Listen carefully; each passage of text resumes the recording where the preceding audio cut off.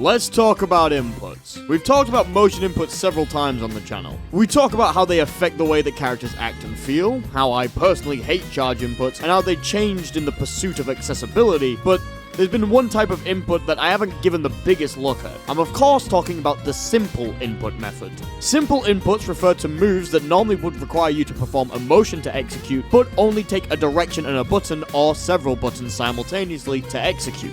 As of recently, motion inputs versus simple inputs has been a debate in the FGC. And by as of recently, I mean of course the past several years with dumbasses like me bringing it back up for engagement. But for those out of the loop, over the past few years, more and more fighting games have come out with the selling point that they're easier to get into because they remove complex motion inputs. Because of this, people who have learned how to do motion inputs have begun complaining that they're making the genre basic and easy and are dumb and stupid, plus L, plus ratio, plus maidenless, plus have fun, plus I love you, plus please come back. In this video I want to look at how simple inputs differ from motion inputs, the different way that simple inputs have been implemented, and the attempts to balance them. Are simple inputs the way of the future, and should you even really care? In traditional 2D games, the universal uppercut is tied to the Z motion or the DP motion. To do the input, you press forward, down, and down forward on the stick, then hit the button. This creates a situation where you let your guard down for a short amount of time in order to get invincibility and access to the best anti-air in the game. In Grand Blue Fantasy Versus, you press forward.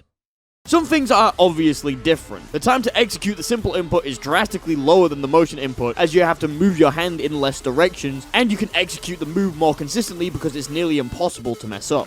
Because of these changes, simple inputs need to be balanced in different ways in order to not be completely broken. With Grand Blue, the moves are connected to ability cooldown timers, which take a few seconds to refill after using the simple input. Grand Blue also lets you do the motion input to reduce the cooldown timer to basically nothing, so you have a choice. You can do the quick and easy simple input in order to guarantee that you land the anti-air, but you'll be locked out of that option for a few seconds, or you can do the motion input, which will take longer, but you get your DP back much faster. This is good for the most part, but the unfortunate downside is that if you want to do the most powerful version of your move, it locks you out of the move for a long time, even when using the motion input, which is kind of just annoying. Like, if I want to do my highest damage combo, I have to forcefully lock myself out of some of my character's tools. We have another meter there that's just used for super. Can't I just take a chunk out of that and have the cooldown be the same? What happens when I want to show off my EX Tims again, game? Hello? I paid good money for these Jordans, and I will not be silenced by your pathetic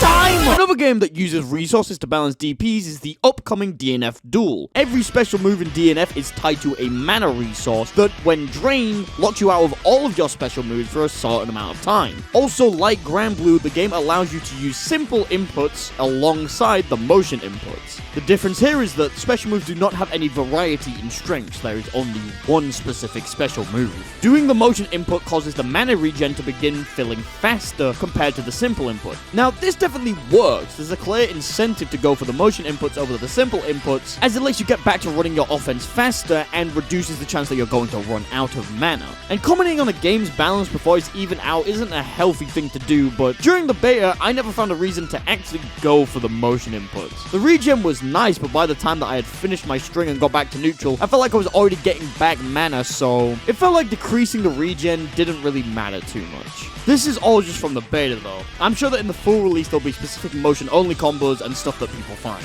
Keeping on the Dragon Punch example, you can try to balance it without using a cooldown meter or a specific resource. Persona 4 Arena Ultimax has a universal DP that every character is able to use. You press B plus D and your character becomes invincible, loses a bit of HP and does an attack, or goes for a throw if you're one of these two fuckers. Some characters can also parry, but shut up. Now, DPs in this game are balanced in weird ways. Some of them are your standard anti-air looking moves that go up into the air and get people off of you. If the move's blocked, you get a massive punish for free, just like a regular DP. Characters like Ken have this cranked up to an extreme, though, being so negative that you can instant-kill him on his way down. However, some characters aren't able to cover the air with their DPs, and they're primarily a get-off-me tool. Characters like Adachi and Akihiko aren't able to anti-air with their DPs, so they need to use other moves in order to anti-air. With the Velvet Room attendants, their DPs are throws that are techable, meaning that players can react to these DPs with ease. And then there's characters like Chie and Naoto who have a counter instead of a regular invincible move, meaning that they have to make sure they get hit when they DP. Each DP has unique quirks and flaws, causing them to not be a perfect universal tool that can cover a range of situations like a standard DP can.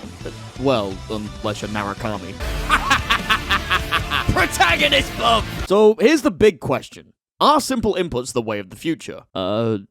Not really. Motion inputs have been around for years, and they've been through the gauntlet so much that developers have figured out what works and what doesn't with inputs, and they're all pretty well balanced thanks to that. Plus, there's just some playstyles that simply don't translate over to simple inputs. Do you really think a character like Goldloose would be able to have his kit with directional inputs and not the half circles that he's been given? Of course not. It would either be overpowered or just fucking weird. Motion inputs are still being put in the majority of big budget fighting games, and even the ones that go with simple inputs are giving players an option to do motion inputs. So, why are simple inputs still a thing? I mean, they're kinda neat, honestly. A fighting game is defined by more than how you execute special moves. Like movement, offensive mechanics, and defensive mechanics, different games give us different options on how we experience combat against another human. Do you like fast movement, crazy combos with dazzling set play and motion inputs? Cool, there's a bunch of games that can fit that niche for you. But if you don't like the motion inputs parts, well, we still got a game that you can play too. Same with slower, grounded-based neutral footsie games, which I am, of course, talking about the goated TopLevelReader at TopLevelReader.com! How you like to enjoy your fighting games is something that's completely up to you. The genre is wide and diverse, and if you don't like specific elements of the genre, I'm sure you'll be at least able to find something that tickles your fancy. Also, quarter circles aren't that hard to do, guys. Come on, step it up.